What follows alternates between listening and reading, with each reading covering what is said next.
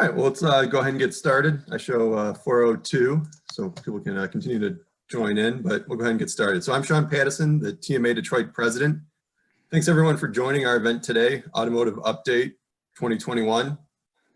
This is our first event of the 2021 season. So again, we're all doing this virtually. I do remember last year we had the same event, and I think I was a minute or so late, and the room was packed, so it was standing room only. So I ended up standing in one of those doorways for like most of the event. And now here we all virtually, and it looks like we're gonna have a pretty full showing virtually for this event too. So it's glad to see everybody coming back out to hear what we have to say on the automotive update. We do have a great panel set up for this event again. But first I'd like to thank our 2021 sponsors. So I think you guys can all see on the screen our gold sponsors, silver sponsors, and bronze sponsors. I won't read off all the sponsor names, but you can see we do have a lot. We have a lot of firms and companies that have joined for the 2021 season, joining our already list of good firms and companies sponsoring TMA Detroit. So the board members really appreciate all the things the sponsors do, and it really helps us out to run this organization.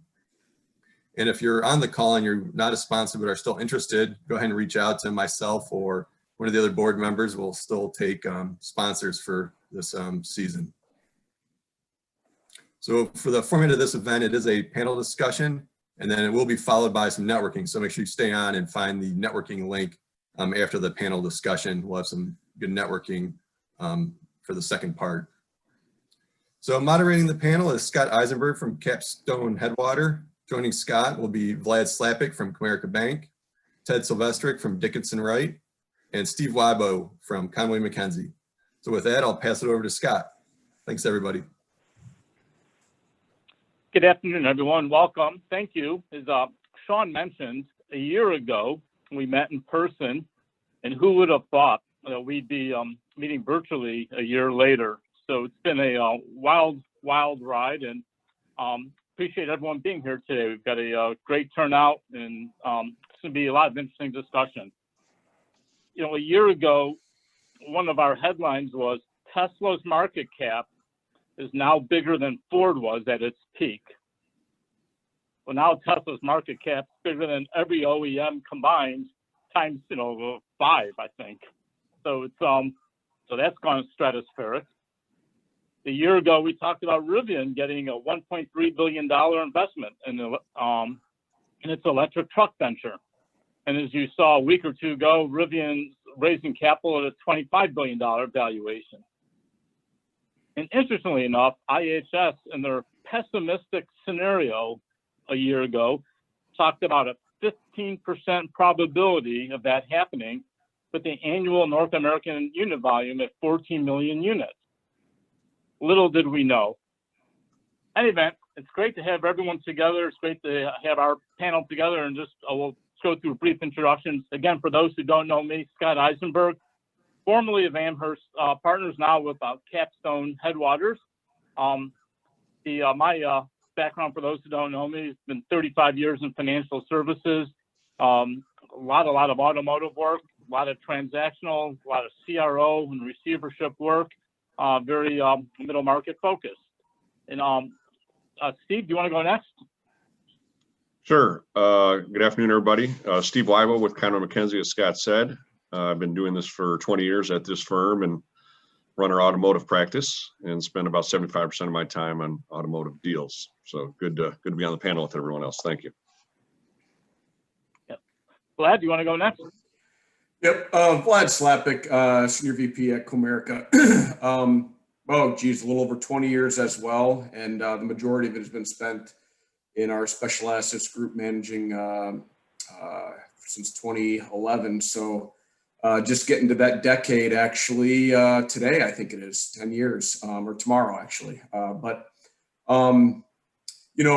Again, just spent a lot of time working through automotive deals, and happy to be here today. Great, and thank you, Ted. Yeah, I'm not going to say how many years I've been doing this, but quite a few. I'm a senior partner in Dickinson Wright's insolvency and restructuring practice as well. I do both the front end work and the workout work. I'm also the practice group chair for the firm's banking and finance group.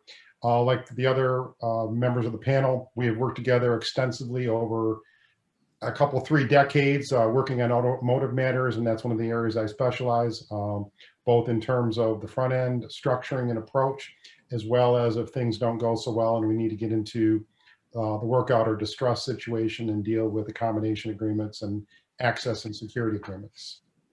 Thanks. Great, thank you. So we're going to start today with an overview of the industry. So I'm going to turn it over to Steve, who's going to take us through that. Thanks, Scott. If we could start on, there's one page before that, I believe, Amanda. I think you skipped one too many. Should you go back? Oh, for some reason we're missing a page there. Anyway, we really cannot talk about automotive without talking about SARS and sales. And I recently did a presentation like this with some other colleagues to the SAA, Society of Automotive Analysts, about a month ago. And I used the word remarkable. 2020 was a remarkable year, and there was a lot of media there, and they printed that word, and I got quoted. Some people poked fun at me, how can it be remarkable? And if you think about it, as Scott said, IHS said there's a 15% chance we'd be at 14 million units. We're actually going to come in around that, 14 and a half or so. And that's remarkable in and of itself. If you think about the auto industry in 2020, it was shut down for 20% of the year. About 10 out of 13 weeks in Q2, most governors had shut down production. And then, in most states, it came back. It was certainly an essential industry, but for the most part, union members, employees, et cetera, were very fearful to come to work. So it was basically shut down for 10 out of 50 working weeks. So we're down 20%. Stock market was down 35%. IHS, LMC, the other experts at the time predict about a 12 million unit year, down from 16 plus.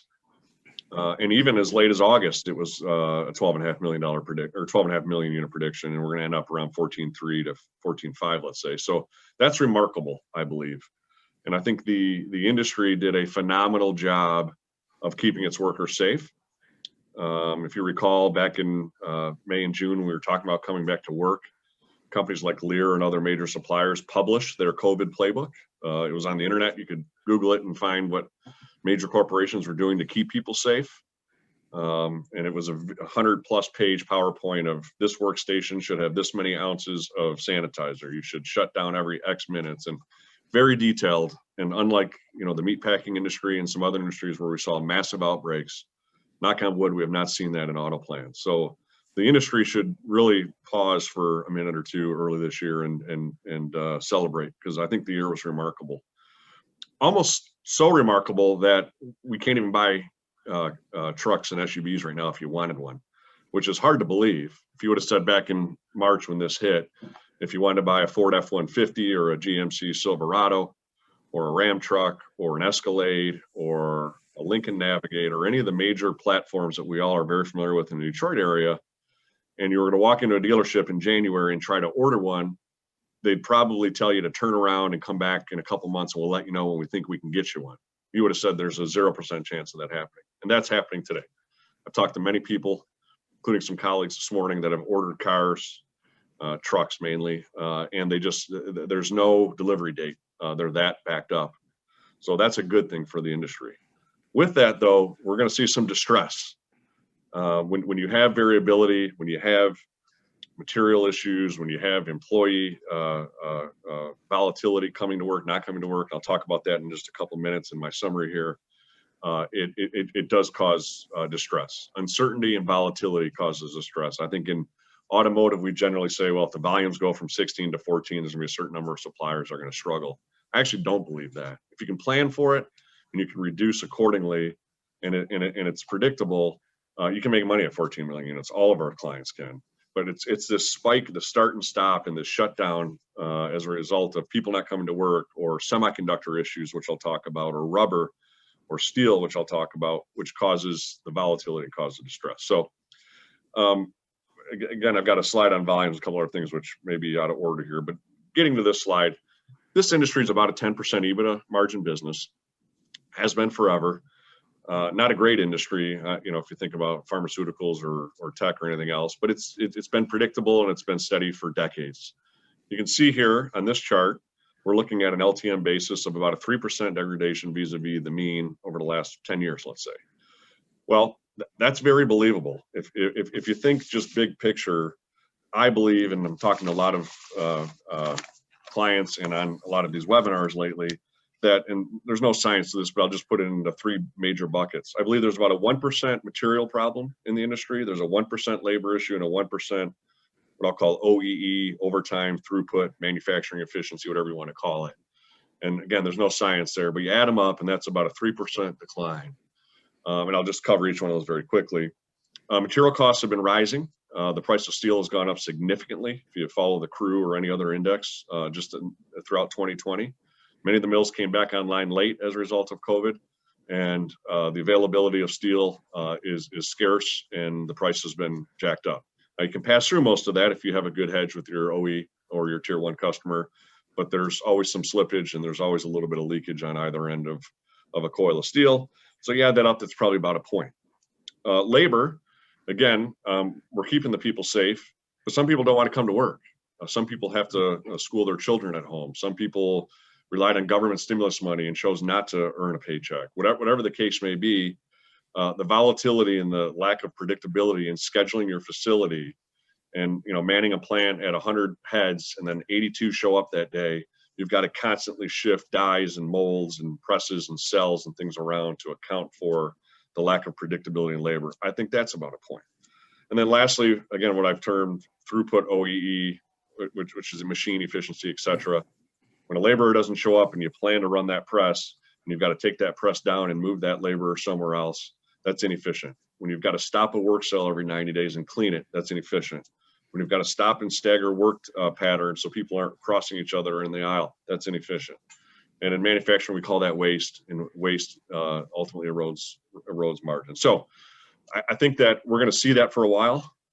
This chart is indicative of that, and I think a 3% sort of industry degradation compared to the 10% that we've seen is probably here to stay for at least 2021. We can go to the next slide, please. So Okay. Steve, that's while you're pulling that up, let me ask you a question. How much are supply chain disruptions causing issues? And we saw the Ford had said they were going to idle a plant because they weren't getting semiconductors. How much are you seeing that as a problem? Quite a bit, Scott. And you mentioned Ford. They also announced the Bronco delay as a result of the tops that they weren't getting from a major supplier. So that launch has been delayed. Semiconductors has been in the press the last few weeks. We've seen 4 or 5 assembly plants go down. That's an issue. I think I was planning to get to this later, but I'll address it now. The next is rubber.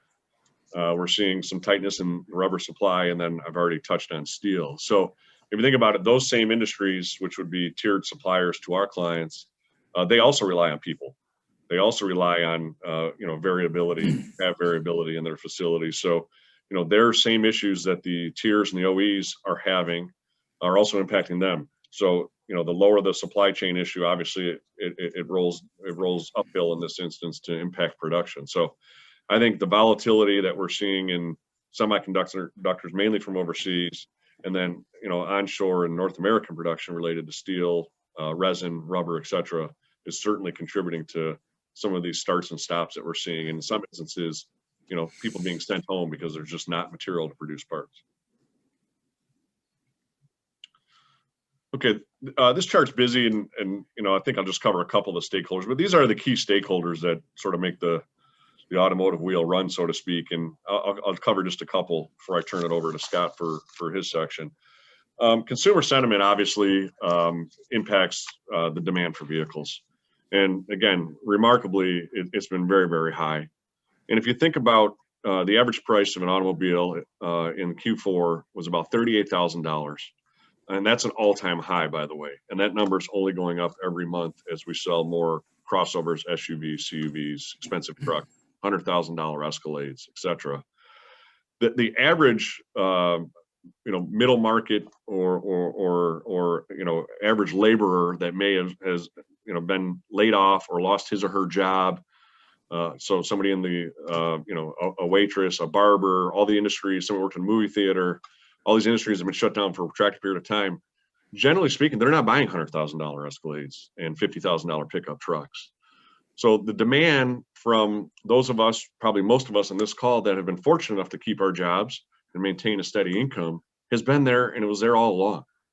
And, you know, the upper middle class folks that can afford a $50,000+ vehicle, they still bought those cars. Matter of fact, they want to buy them now so bad that they can't even get them. So the used car market has traded a little bit differently, but the industries that have been absolutely decimated as a result of COVID, service industries and some of the ones I mentioned, those people generally are not higher earners and generally weren't buying the brand new $50,000+ trucks anyway. So the consumer sentiment has been very high for the vehicles that are being sold today and the expensive vehicles.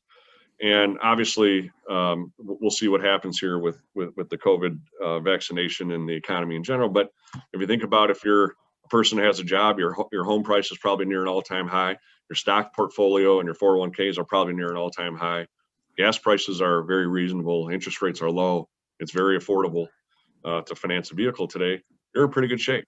So I don't think that we're going to see, absent a major second or third wave here, or the vaccine not being sticky enough or being distributed fast enough, I don't see a decline in that. And therefore, I think a 16 million unit year for 2021 is probable. OEM and tier one expectations going to the right on the wheel. Early on, the tiers didn't believe the release schedules. And they always came back to work, they primed the pump, they had full bore releases, pre-COVID levels, and the tiers were reluctant to buy material and staff their plants at those levels because no one thought they'd be sustainable, including me. And here we are, 6-7 months into the ramp up, and they're there. So the expectations, I think, are more matched now. But some of the supply things that Scott brought up earlier do continue to be a problem. Going over to the labor and workplace safety and costs, again, I think the industry's done a phenomenal job of keeping people safe. But this volatility that we're seeing in the workforce is almost, in addition to people being a little concerned about COVID and, of course, having to school their children at home or take care of an elderly parent or whatever the case may be, we're now seeing people get burnt out again. And I have many clients where they're working 7 days a week, including during the holidays, and asking their people to work 10-hour shifts 7 days a week. And so we're back to pre-COVID levels in many, many plants where people are just getting tired.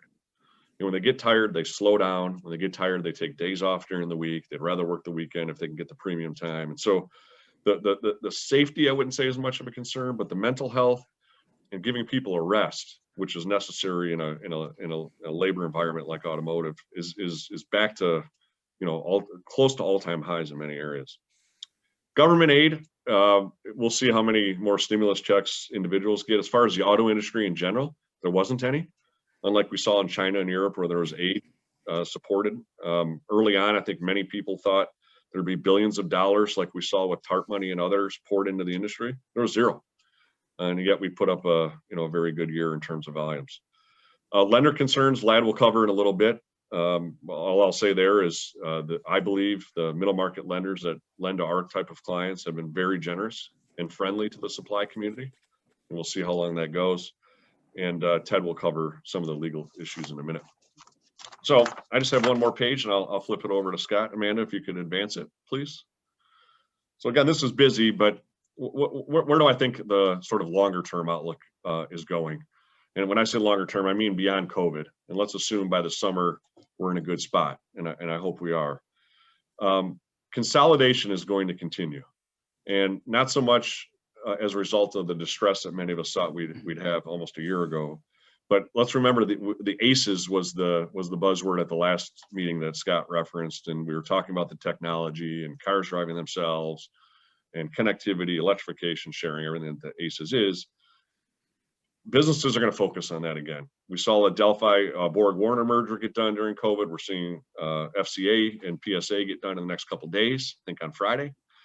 Balance sheets need to be combined to address the amount of dollars, the billions and billions of dollars that need to be spent for this technology to advance to the next level. And most suppliers today, but for maybe Tesla and Rivian, don't have access to that kind of capital. So there's going to be continued consolidation. New platform launches. We talked a little bit about that, I think, at the last meeting a year ago.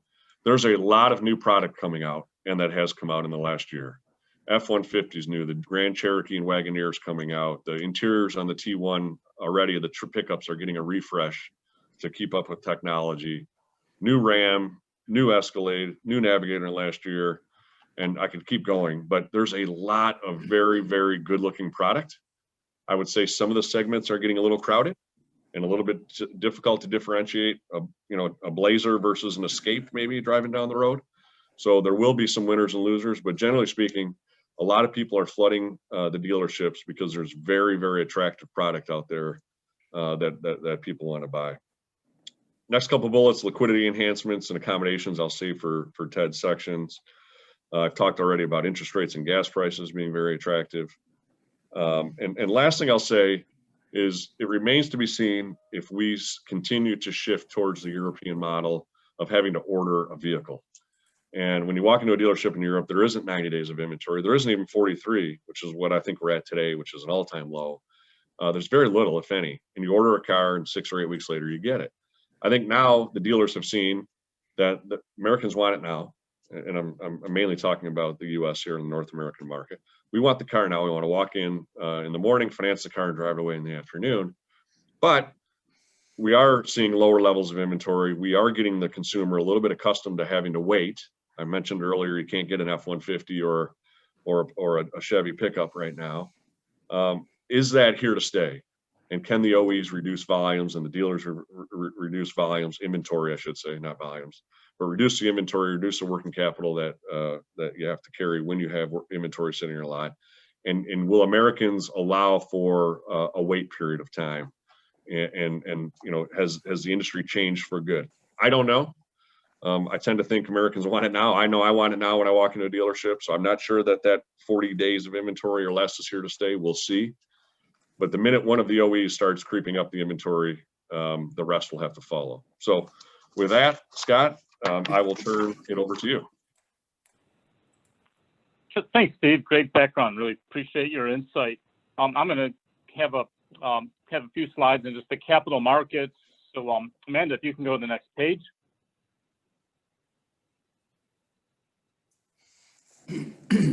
So there might be one more. Is there a page between this, Amanda?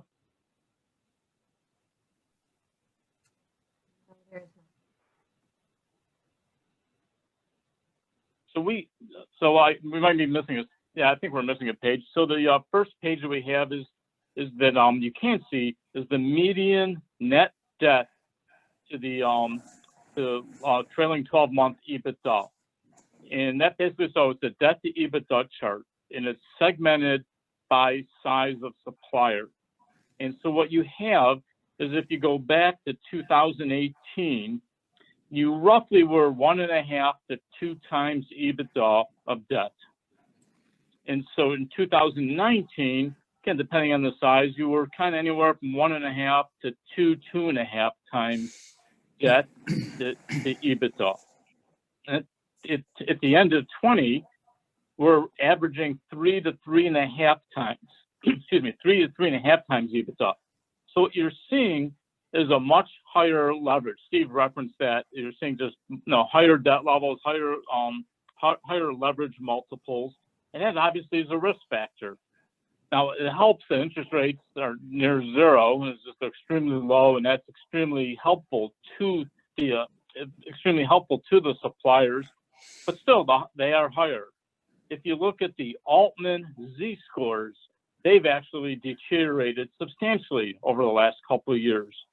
And so I'm sure we're going to get into liquidity issues, and Vlad will talk about that. There's a lot more liquidity at a lot of these suppliers, but the debt to EBITDA is high, and that's ultimately not good and not sustainable for the suppliers. So that does kind of drive the fact that we do all believe that there's going to be more automotive workouts in the future.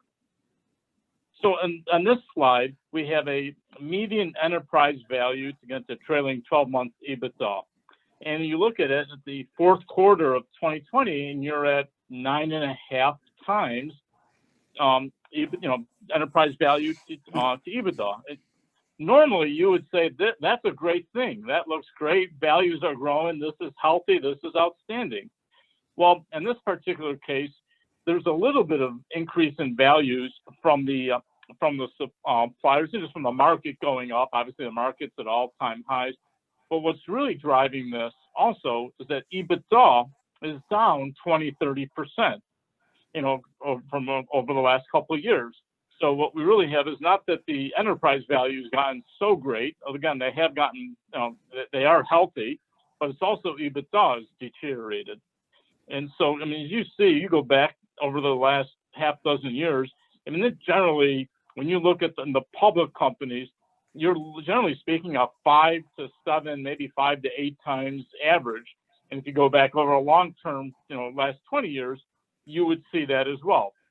And, probably what's also driving, having a slight impact on this is also is the Tesla effect. It's only one of the stocks that would go into this calculation, but they are obviously, their value has skyrocketed and is impacting this. We can go to the next page.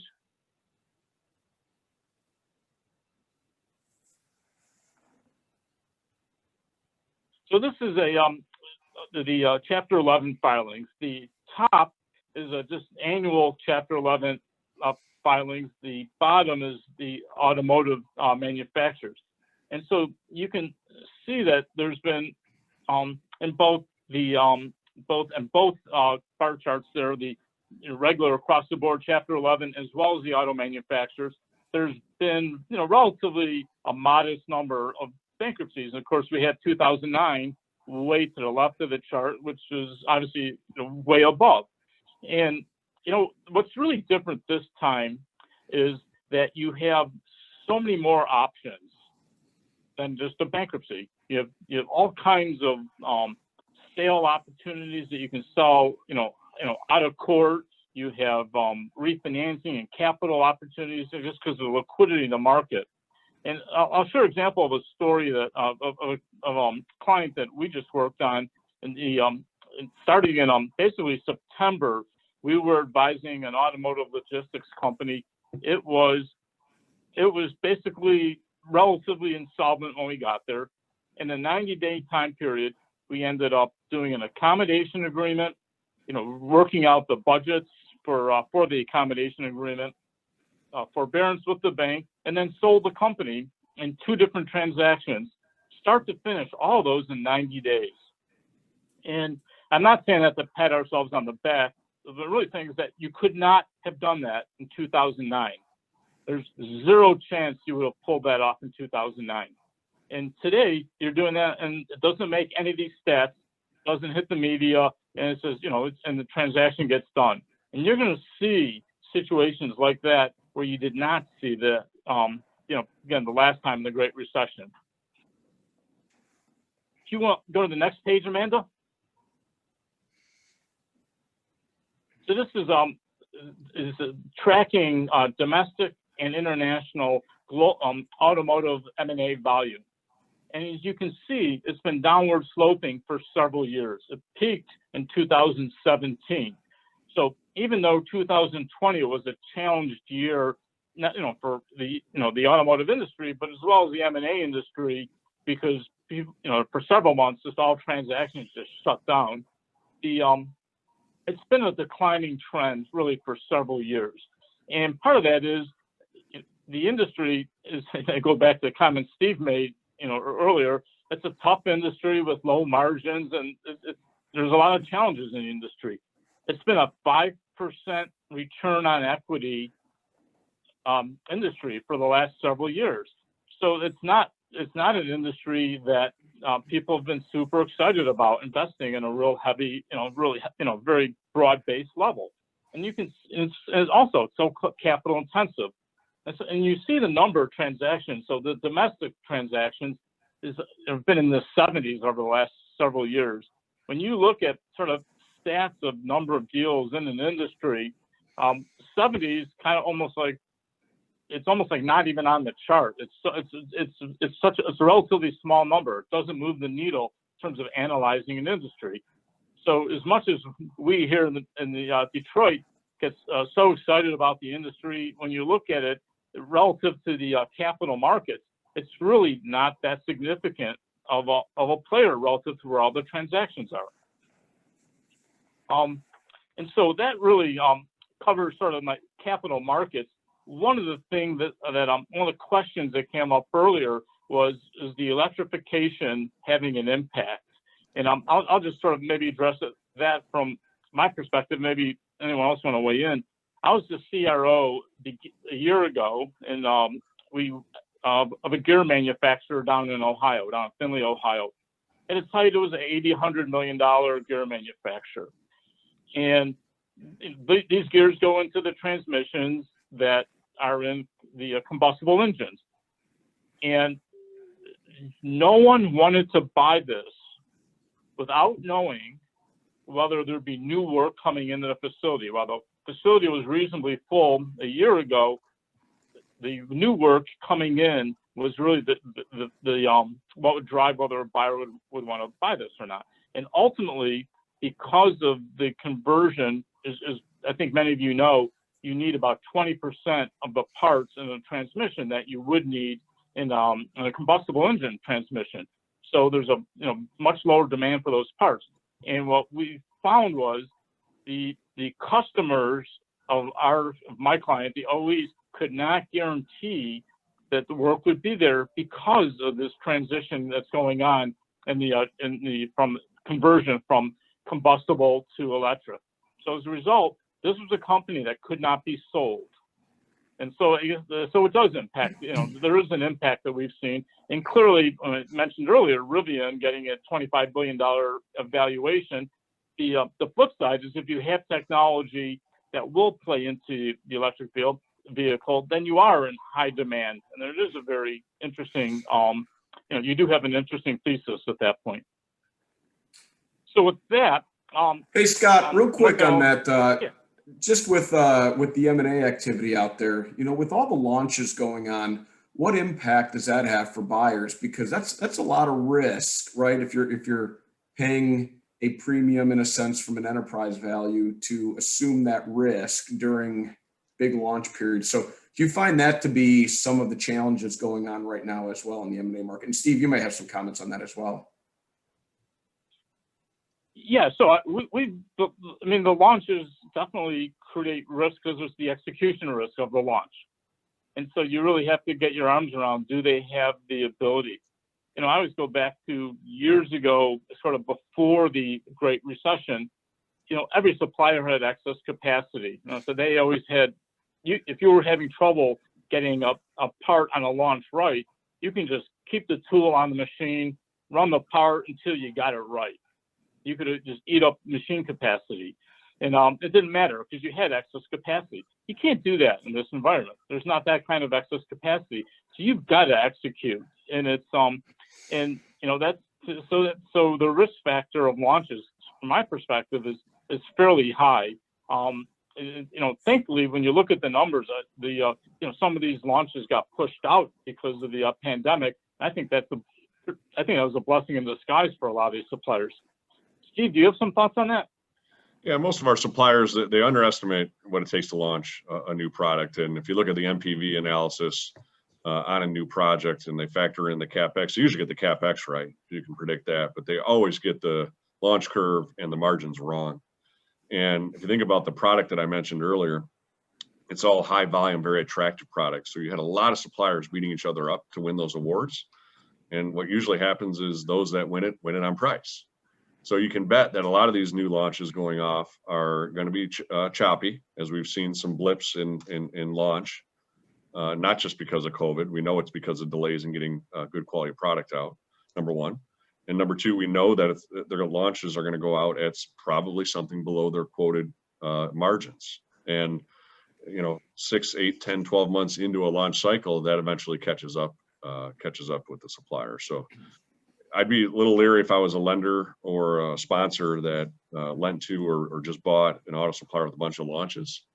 They better have a good launch process, a good stage gate process whereby they, micromanage this stuff, because all of us have seen launches absolutely kill a company. Hey, Steve, Ted, a follow-up on that is, how does a prospective purchaser value a company when, let's say, a significant portion of their business is going to be new launches?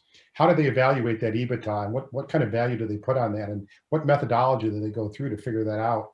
How to value that, both as a buyer and a seller? Yeah. So I've done some buy side diligence for a couple sponsors recently, and that's come up, and that's a lot of why they hired me to do that. And generally, when a supplier launches something, it's not a new technology, it's not even a new part. If you make an A-pillar on a car, and now you're being asked to make it on a truck, it's still the same technology, it's still the same process, and it's pretty rare that you're launching something that you've never done before. Might be a new car that you got, or a new vehicle, and it might be a slightly different, maybe you put a weld on it or an attachment of some sort. But if you're a stamper, you're still stamping parts. So a good proxy is to look at a launch that's mature. 24 months ago, you got awarded the T1, which has been launching over the last 2 years. Show me the quote. And early on, the Chevy version of the T1 went first. The Escalade went last. Escalade's just coming out now. Show me the Chevy version. What did you quote? And show me a part today. What are you making on it? And is there a big delta between the margin you thought you wanted at and what you're actually building it at? And then show me your, hopefully you've got plant level or part level P&Ls, and show me the progression to get to where you're at today. Did you value engineer out costs along the way?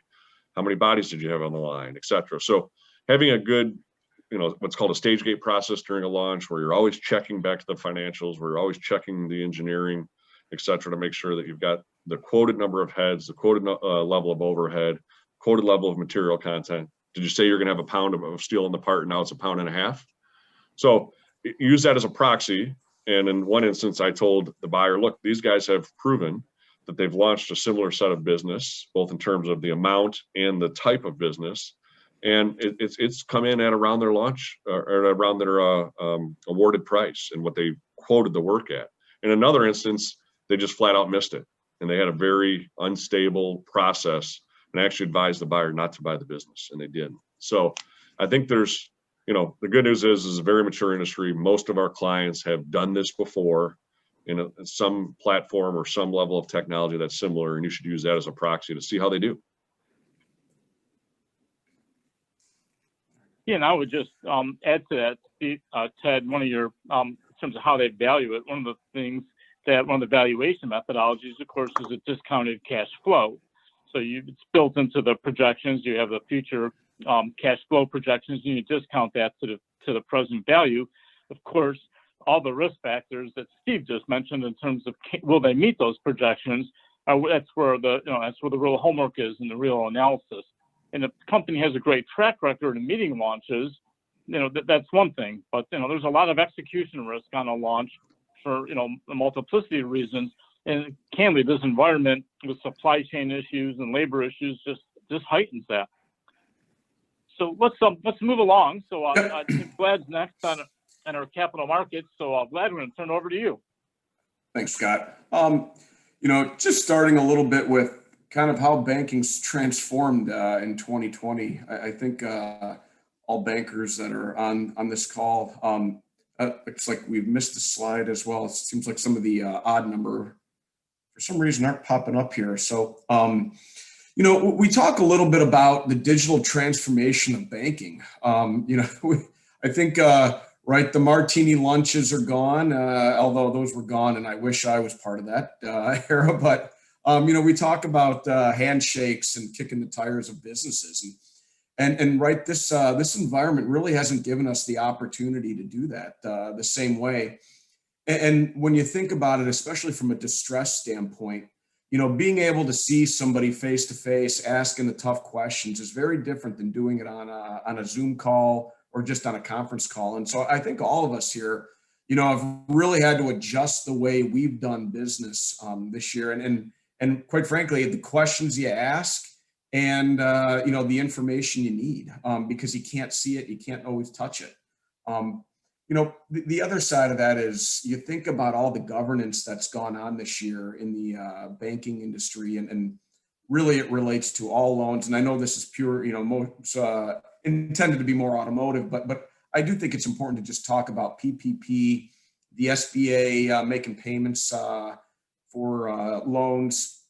You have banks, really looking through their loan loss provisions. You have TDR, you have the CARES Act, impacting TDR. And so the amount of change, and again, in the banking industry this year has really been a 180, because there's been a great deal of administrative need because of the pandemic. And then really, right, we're assessing, assessing risk of our suppliers, automotive suppliers, very differently right now. Were they able to get PPP? More specifically, and Steve, you touched on this about how 2020 was a remarkable year. I mean, think about all those auto suppliers as well that just got out of the GM strike in late October to then just get the double punch in the gut in March. I mean, you really talk about how remarkable it was. I mean, it wasn't just one item, it wasn't two. I mean, it's 3, 4, and by that point, you wonder what's keeping everybody standing. And I think PPP was a big portion of that. The government provided this broad idea, and then kind of said, okay, banks, figure out how to get it done. And as much as the OEMs deserve a great deal of credit for keeping the supply base at the forefront and, being able to flip a switch, right? It's not like flipping a switch and making one part to have a car. You've got 10,000 pieces that have to come together. And you really think about from a government assistance side, I think if PPP didn't happen, we probably wouldn't be talking on this call right now because we'd all be busy working. So, maybe it's a good and a bad thing. I don't know. But from an economic standpoint, it's pretty important that it happened. And again, assessing risk of our suppliers goes beyond that too, even with cross-border. How are other countries going to deal with, the vaccine? What's going to happen next? What happens when plant shutdowns do occur? I mean, every once in a while there is. I mean, especially in Mexico, we've seen plants getting shut down for a couple of weeks because of an outbreak. And so there's still some risk in the supplier side. Steve, I don't know, you probably might have seen also some more cross-border issues than we have. We have, and if you think back to when we restarted, 10 weeks into it or so, Mexico was late to the party. Their outbreaks were heavier than ours at the time, and it varied very much state by state there as well. And so we did see some supply interruptions early on. And you're right, I expect that to continue. And again, I think people are generally safe when they get to work. But you think about Mexico, just to use that as an example. Many of the laborers in Mexico ride a bus to work. So back then we had to think about, well, how do you keep them safe on the bus? When we get to work, we've got the Lear playbook, and that's great. But what about the hour bus ride? So they're putting plexiglass and taking their temperature at the bus stop. And so different markets, and the automotive industry obviously is global, and you've got a lot of low cost country sourcing that occurs, whether it be in Asia or certain parts of Eastern Europe. So there are just different rules and different things to consider, and that will still be lumpy until there's a cure for this thing. Yeah, and I mean, those are discussions that we have internally about risk. And historically, we talked about the value of having low cost labor and those type of things coming out of those countries. And now we're talking about the risk of getting those products to the OEMs.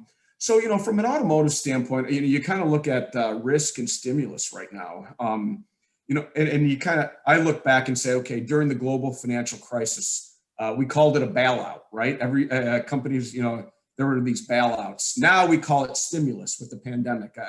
It's a different verbiage, but there's no difference of what's going on. Different vehicles to get the money out into the marketplace, but definitely no question, the stimulus was needed, no different than the bailout of the Great Recession. So then we start talking about timing of distress. And I think this is important when we look at the automotive deals from a banking perspective. And again, from this, for our audience here, we're talking about a lot of times about companies right on that verge of being, a good company, maybe, kind of in the middle, and then, the other 25% of distress or more. And, you talk about, was this a pre-pandemic issue, or is this a impact from the pandemic? Take away the second quarter of 2020. Are we talking about red flags that pre-existed. And quite frankly, a lot of what we're seeing are not deals and not situations that just occurred from the pandemic. It was weaker balance sheets. It was potentially some delays in launches because of timing, not because of the pandemic, not because of the OEMs, but because of their own launch issues, liquidity concerns, and difficulties in getting raw material. And so as I think we talk about these things, and Ted, maybe, in your line, when you're getting involved, I think a lot of times as you look back, I mean, maybe you had some of these talks, well before the pandemic, as opposed to just the pandemic. And I don't know, did you see that prior to, March? Yeah, I would. Yeah, definitely. In my view, whether it's the PPP loans or the other programs, but by and large, COVID has not caused the distress. The stress has been caused by the usual causes that we've seen over the years. Undercapitalization, poor management, poor launches. But no, I have really not seen, almost without exception, any real distress that in and of itself has been caused by the COVID situation. Yeah, and I think we're there too, and especially in the automotive industry. The majority of the situations that I see, right, there's kind of a history to why we've seen the distress and what's gone on. And so, we've been sitting back and looking at this now, and companies are tight on liquidity, of course, working capital, and then there's need for new launches. There's CapEx needs, investment, and right, banks and lenders are being put into a very precarious situation that we're not really ready for, because this isn't a global economic situation from the sense of, right, 08 or the blip in kind of 03, 04. This is something that we don't have history about, right? The last true pandemic was 100 years ago. And so hey, Steve, you want to venture to guess? I don't know the answer, but what were volumes annually 100 years ago? Yeah. They're buggy whips back then, buddy.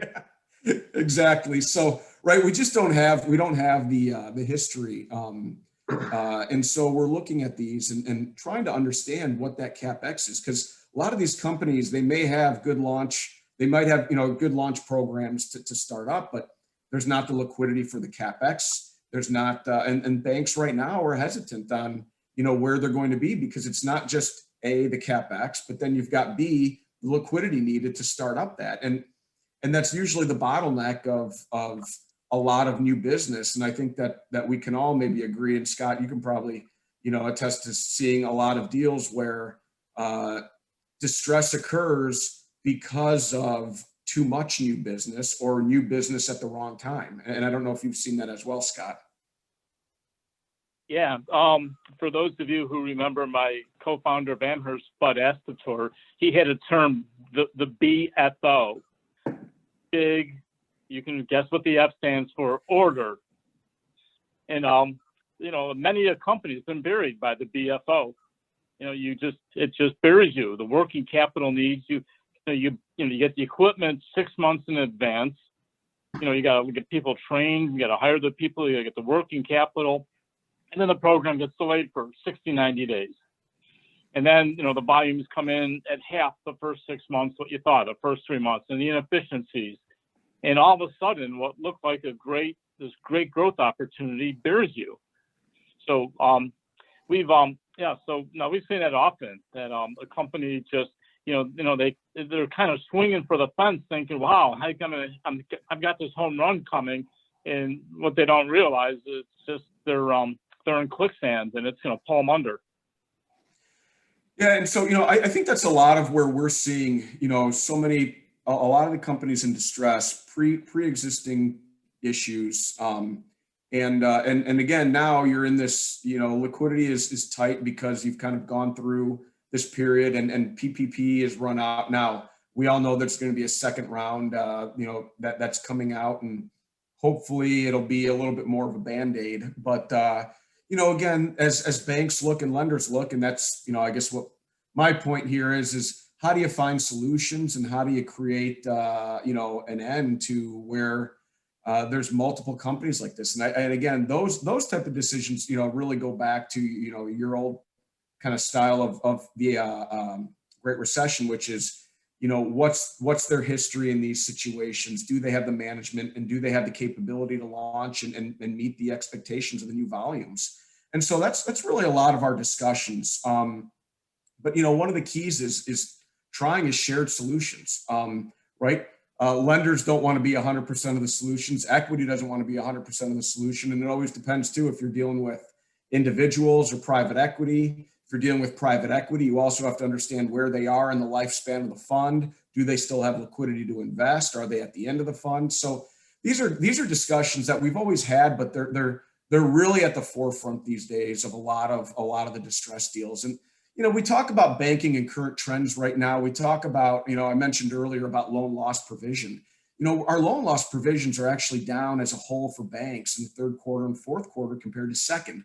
I think a lot of banks took a little bit, of course, an aggressive stance because you had shutdown of non-essential businesses. You had to look at it. We didn't know where we were going with the pandemic, but now we're starting to see those provisions come down. Certain banks, certain lenders staffed up with workout lenders. And I don't think a lot of those, there hasn't been as much of a volume shift over into as much as people had originally projected. Utilization for banks, committed facilities is down as a whole, not just automotive, but down as a whole. And so we look at these and we say, okay, maybe our concerns are a bit past, but is this a temporary or is this a long-term? And I, with the second round of PPP, there's a second round of SBA guarantee coming. I think there's still a lot of unknowns. And I think that's why we're all here. Part of the reason, and a lot of folks on this call and a lot of my fellow panel colleagues here, we talk about this stuff, whether it's within situations or personally, because I think we're all trying to understand it a little better. Moving on to the next slide of just looking at, secured financial positions I'm sorry. Well, back to the old one. Yep. But, we can talk a little bit about, where we are from a debt to capital ratio and the current ratio. And you talk about, again, for at least our subsector of distressed companies. And, that's kind of that bottom right quartile. And Steve, you can jump in here too with kind of median from 2008 to where we are today.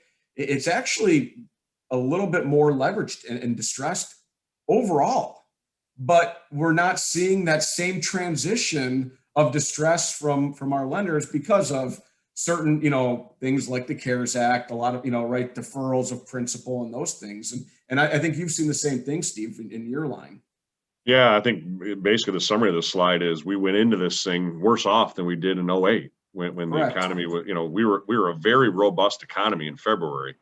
A lot of my clients, and we're working with a couple dozen auto suppliers doing something with them, had their best February ever or their best January ever. And then March was, halfway through March, it became a zero. We had this slow decline in 08, 09, kind of leading up to it. If you remember, Delphi filed and Bistian, we kind of knew auto was coming. Yep. And remarkably, use that word again, we're worse off. But the difference, you said earlier, Vlad, stimulus versus, what did you call it? Bailout. The difference, though, back then is the bailout mainly was loans to corporations. Yep. General Motors, remember the auto execs driving to Washington instead of flying the private planes. And, they went there to get a check, but also it was a loan and they paid it back for the most part. This time, there's no bailouts happening to the OEs themselves. It's happening to us as consumers. We're getting the money and it's not a loan. We're getting gifts. And PPP to the tier ones, the mid-market tier ones, again, the OEs don't qualify. They're too big. And most big OEs, big tier ones don't qualify. That's also a gift. So, the gifts, not the loans, are really, I think, what are propping up a lot of these mid-market suppliers. And we got about 2,000 of them, right? Those 2,000 suppliers that got PPP, they got gifted money. They don't have to pay that back. Right. And what I'm saying is that even if they're struggling, even if that debt to EBITDA is really high, the liquidity at the company is okay. They took their $500,000, million, $2 million, $5 million, whatever it is, PPP money, and put it in the bank and pay down their line. and then they, worked it off over several months, but they effectively created a lot of liquidity. I'm seeing that in a lot of manufacturing companies where the, you look at the operating performance and it's very mediocre. You look at, again, that EBITDA, it's high, but because of the PPP money, they're actually sitting pretty good shape from a liquidity standpoint. Yep. So, overall, I think we continue,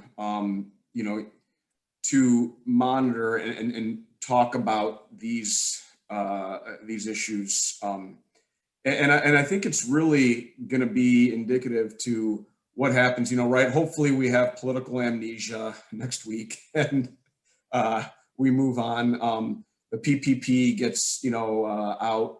The SBA does theirs for small businesses, because we all know every one of those small business loans. These aren't situations where they're sitting on liquidity. These are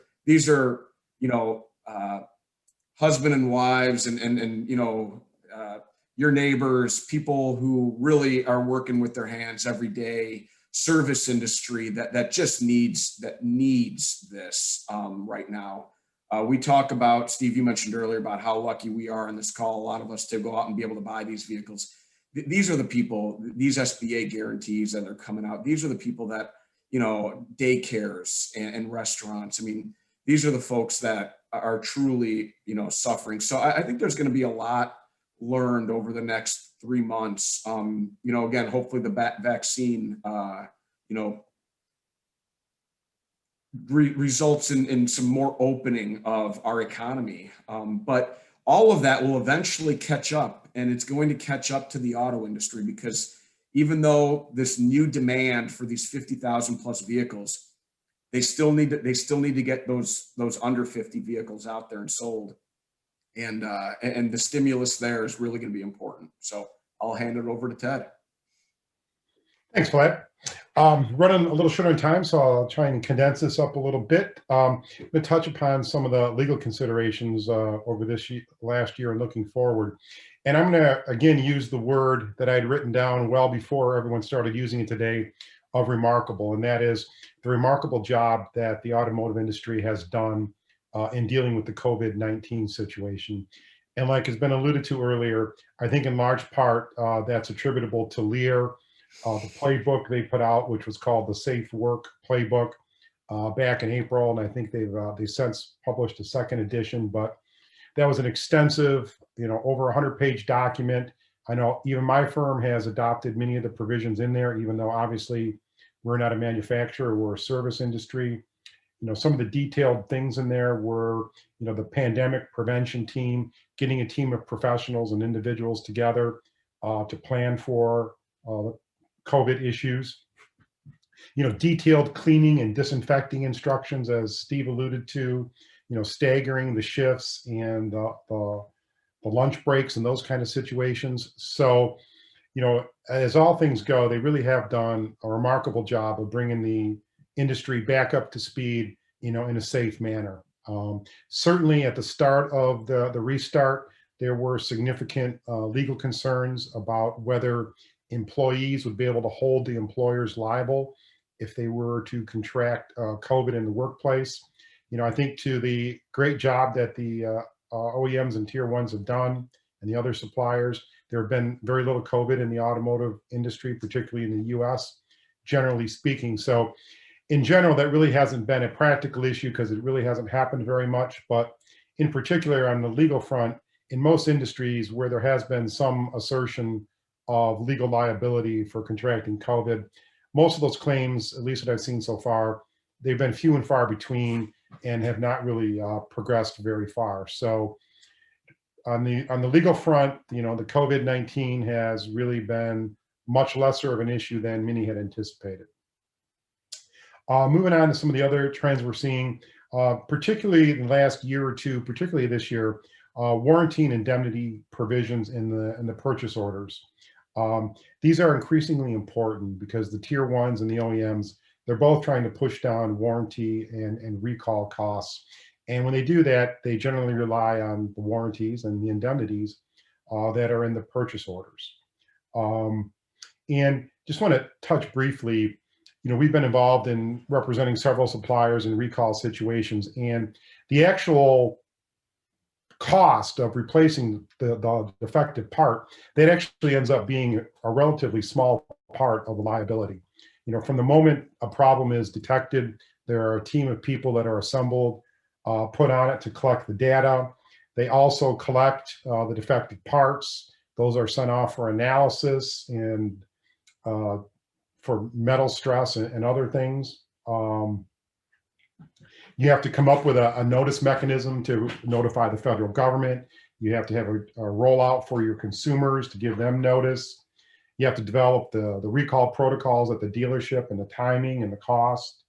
Down to the simplest things of, a lot of times people have already repaired the defective part and paid for it out of pocket. So setting up those mechanisms. So when you roll all that together, the cost that you see just to replace the part is really actually a very small part of the overall cost. And a significant recall, particularly for a mid-size, smaller tier 1 or tier 2, that can be a bet the company kind of situation. So we have been retained on several situations to review the terms and conditions, primarily the indemnity and warranty provisions. And I'll mention too, this is particularly the case with the newer startup OEMs, where they don't have all of the history and background and experience of the traditional and long-standing OEMs.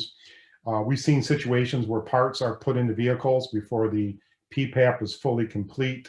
And one of the things we've been seeing and recommending a lot and having a fair amount of success in those types of situations with the startup OEMs is to, rather than give the full and traditional warranty, what we call a built to spec warranty, where rather than warranting the full functionality of the part, the supplier just warrants, hey, I built this part in accordance with the specifications you provided to me. And that's the extent of my warranty. In particular, I do not warrant how it will or will not function when it's part of an overall system or even part of the overall vehicle, because they just don't have that experience with that. So like I said, particularly we've had a lot of negotiations with the startup OEMs on those, the suppliers to them for the terms and conditions. And I would say that most of the situations are resolved, non-judicially. There aren't a whole lot of lawsuits. There are some very public ones that we've all seen, but by and large, like most commercial disputes, those get negotiated out. But we've also seen a bit of strong arm tactics might be too strong of a word, but situations where there's a lull or a not getting resolved as quickly as the OEM would like. And we've seen situations where the OEMs have started setting off the receivables to compensate themselves for the warranty and recall costs. We've seen situations where they been put on new business hold, or they're not allowed to quote or bid on future work until the warranty issues are resolved. So that has been an increasing area of concern in the supply base, and certainly one that we've seen in the last year or two that has really increased and brought a lot of visibility. And particularly, from lenders and other situations, that's something that it's often very difficult to get a handle on, what the potential liability or exposure may be for those kind of claims.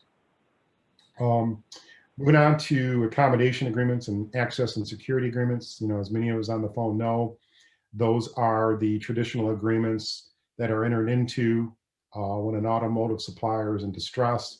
And generally the parties are the supplier, the lender, and the OEM, or the large tier 1. I will definitely echo whatever the rest of the panel has seen this year, and that is particularly in the spring and early summer when the startup was underway, there was tremendous cooperation both on the OEM front and on the lender front. OEMs were providing advance payments on tooling, progress payments, paying all the receivables current, agreeing to expedited payments, putting in certain instances, actual loans to the companies. So there was a tremendous effort on the part of the OEMs to really shore up the liquidity for the supply base as we started into the restart. And by the same token, as Steve had alluded to, the lenders were generally very cooperative as well, providing over advances, providing relaxed criteria for borrowing-based eligibility, providing principal deferrals, providing covenant waivers. So there was, I call that the kinder and gentler time. I think it remains to be seen if that continues. But having done a lot of accommodation agreements over more than a few decades, those are usually oftentimes fairly contentious. Here, I think there really was an effort on all sides to kind of roll up the sleeves, get the job done. There really was, a sense of, very much concern, almost panic in the air. And I think everybody came together and did what was necessary to help support the supply base. And I think particularly for, those lower tier suppliers who were not as financially sound, that really and significantly contributed to their ultimate success, and then ultimately to the success of the restart, because we all know the OEMs need those suppliers. So with that, I'm going to turn it back over to Scott. Hey, Ted, real quick, if you don't mind. So have you seen an uptick in assurance agreements as opposed to accommodation agreements as well? Sorry, which agreement? I didn't. Assurance agreements? No, I'm not really familiar with those. Okay.